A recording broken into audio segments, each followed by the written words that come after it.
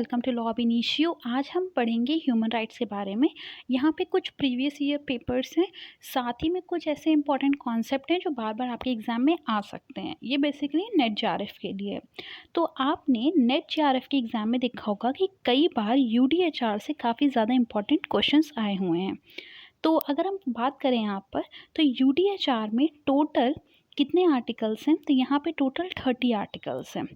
वहीं अगर हम बात करते हैं प्रियम्बल की, तो यहाँ पे कहा गया है कि ये जो इसका प्रियम्बल है वो रिकॉग्नाइज करता है किस चीज़ को? इनहेरेंट डिग्निटी को, साथ ही में इक्वल एंड इनएलिएबल राइट्स को। किसके लिए? सारे मेंबर्स के लिए। जहाँ पे उस चीज़ का फाउंडेशन क्या है? Freedom, justice and peace in the world. देखिए, ये इस एग्ज़ाम में बहुत सारी चीज़ें आती हैं, ठीक है? तो ऐसा नहीं है कि आपको हर चीज़ याद रहेगी। कोशिश करिए कि कुछ इंपॉर्टेंट टर्म्स हैं उसको आप याद कर लीजिए। जैसे कि यहाँ पे प्रियम्बल दिया गया है कि यहाँ पे इनहेरेंट डिग्निटी होगी, इक्वल एंड इनएलिनेबल राइट्स होंगे सारे मेंबर्स के। फाउंडेशन किस पे है? ये freedom, justice and peace in world.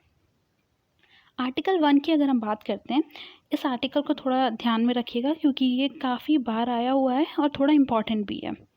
यहाँ पे कहा गया है कि all human beings are born free.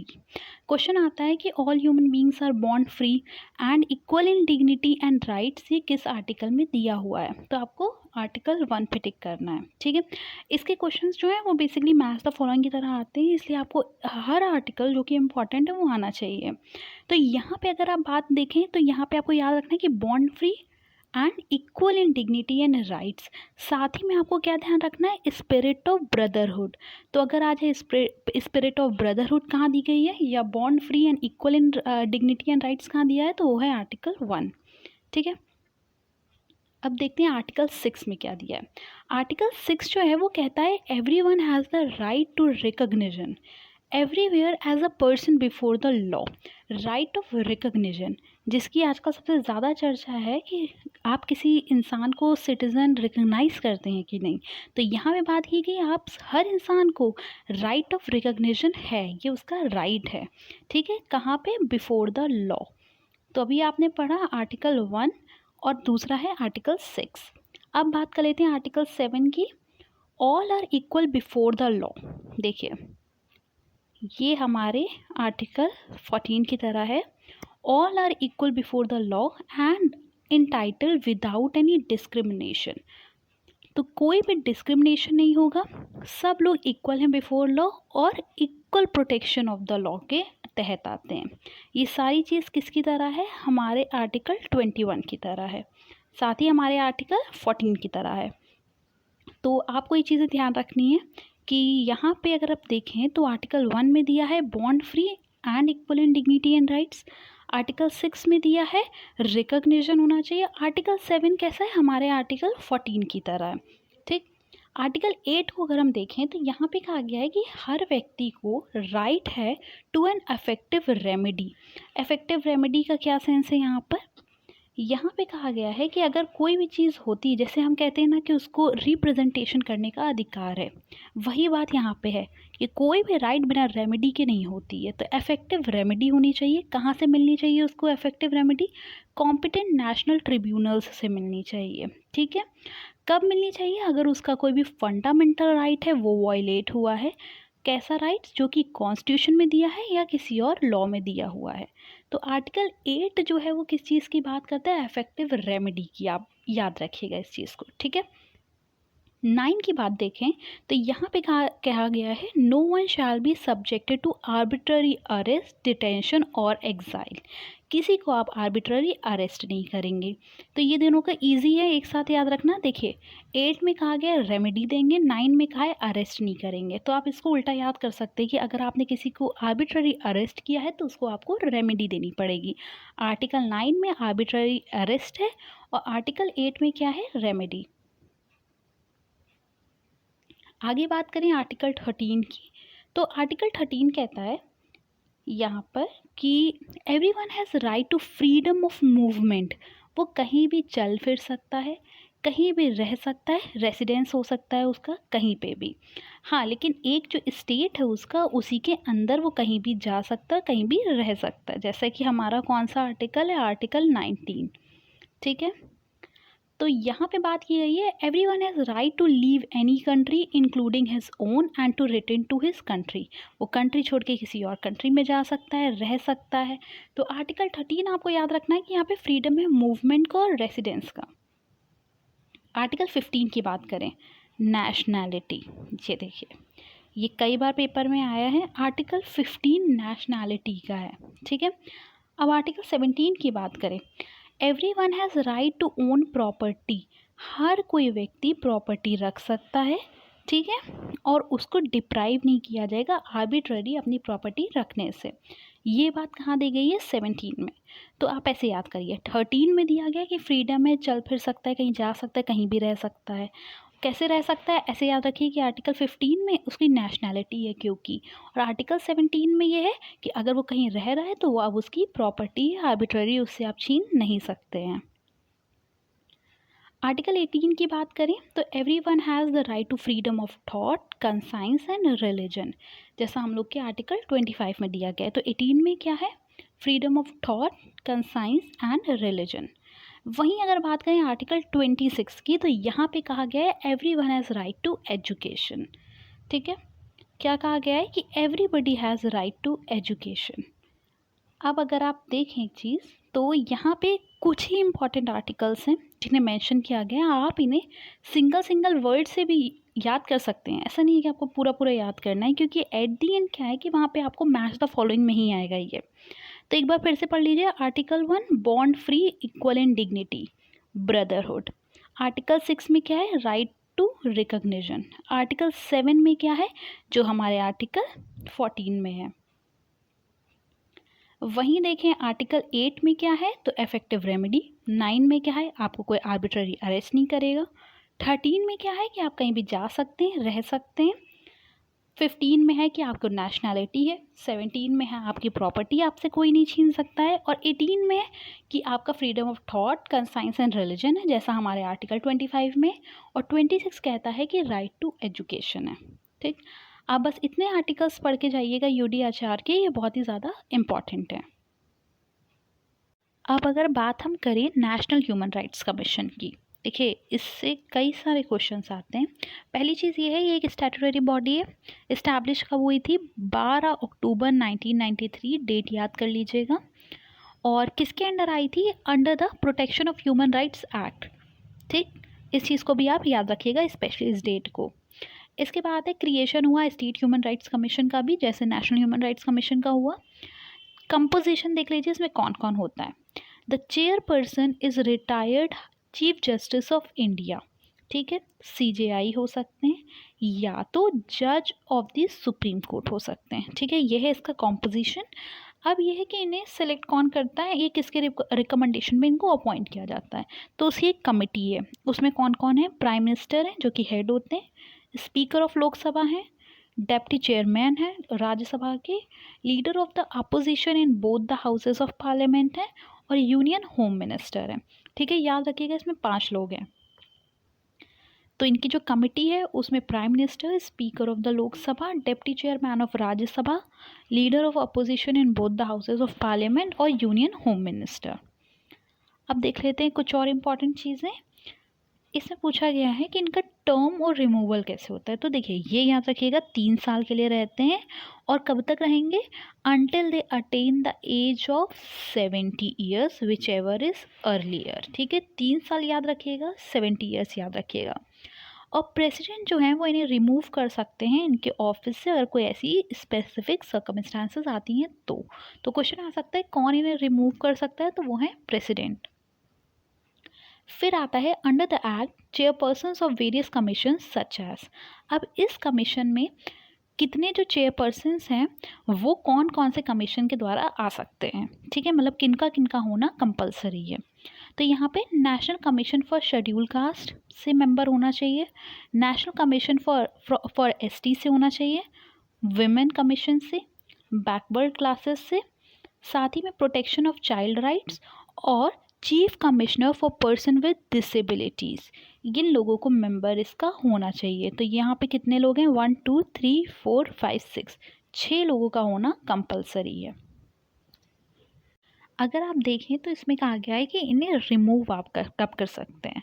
तो यहाँ पे कहा गया है कि आप उन्हें रिमूव कर सकते हैं on the charges of misbehaviour और इनकैपेसिटी। ठीक है, और ये इंक्वायरी कंडक्ट कौन कराएगा? बाय अ सुप्रीम कोर्ट जज। इस चीज़ को याद रखिएगा। अब देख लेते हैं ह्यूमन राइट्स की डेफिनेशन, कई बार आई है पेपर में। सबसे पहले याद रखिए सेक्शन 2D में दी गई है।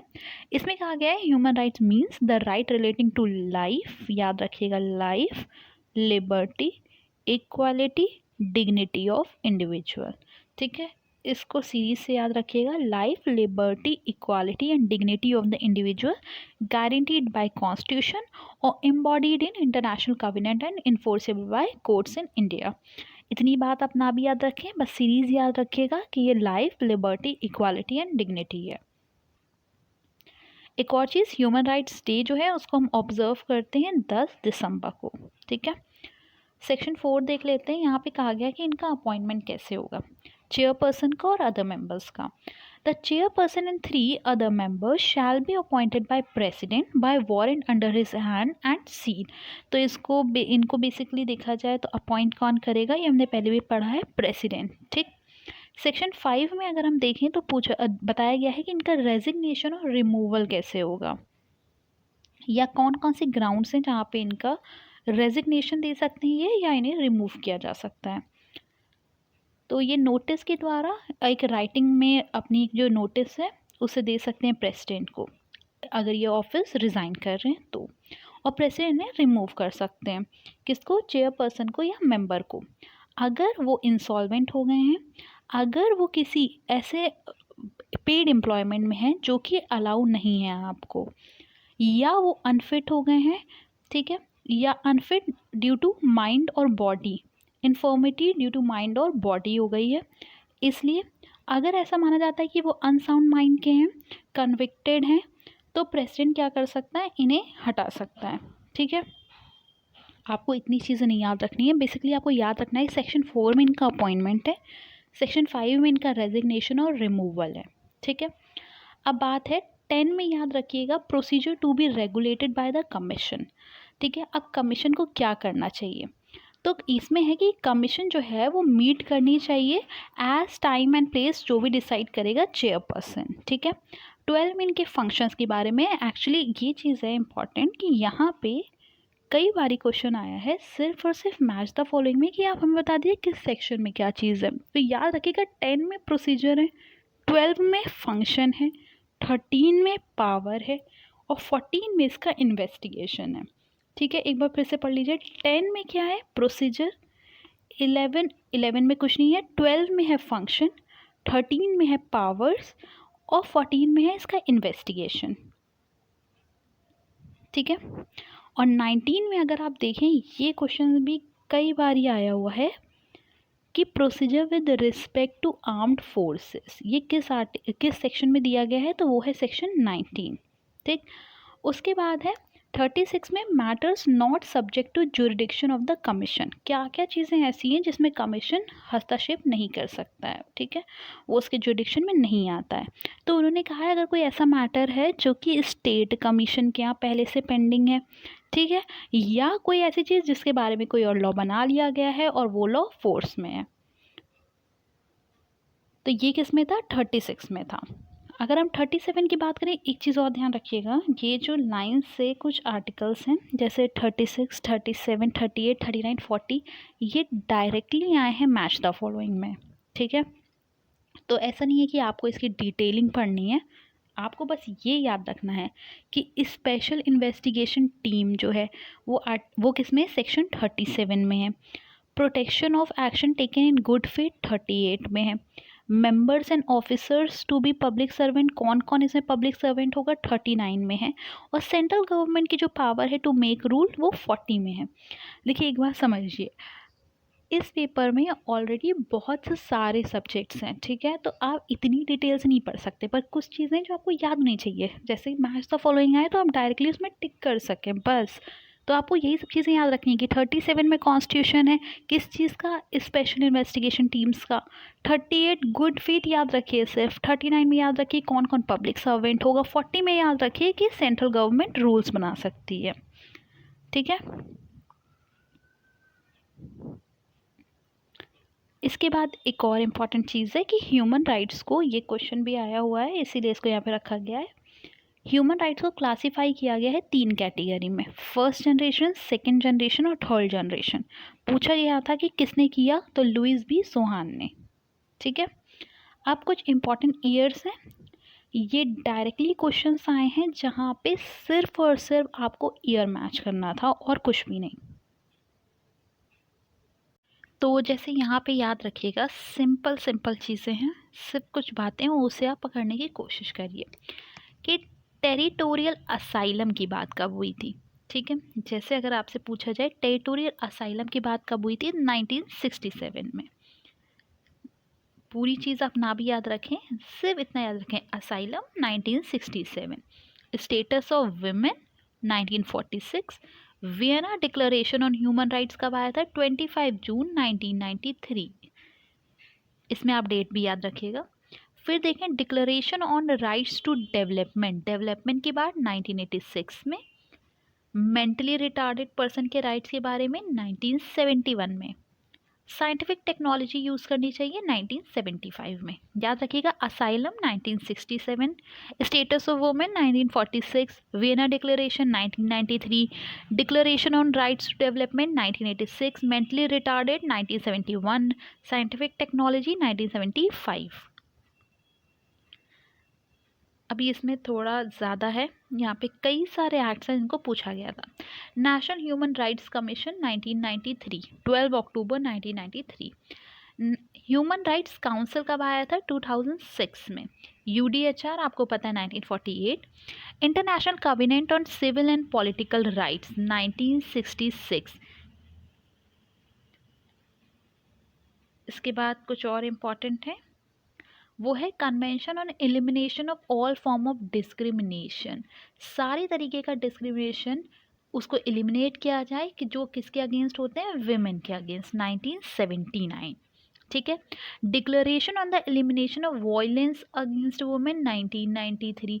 दोनों में समझिए, वहाँ पे है discrimination, all form of discrimination हटाना है, तो वो है 1979, और ये है एलिमिनेशन ऑफ वायलेंस जो किस में है, 1993। अब आया कि protection of women and child in emergency and armed conflict. Armed conflict के वक्त या इमरजेंसी के वक्त किसको प्रोटेक्शन देनी चाहिए, विमेन को और चिल्ड्रन को। ये आया 1974 में। Optional protocol to the convention on elimination of all form of discrimination 1999, ये क्योंकि ऑप्शनल प्रोटोकॉल है। ठीक है, फिर आता है कि जनरल असेंबली ने अडॉप्ट कब किया था, सेकंड ऑप्शनल प्रोटोकॉल। चीज़ों पे ध्यान दीजिएगा क्योंकि ऐसे क्वेश्चंस गलत हो जाएंगे। ठीक है, तो second optional protocol to the international covenant on civil and political rights, तो वो था 1989।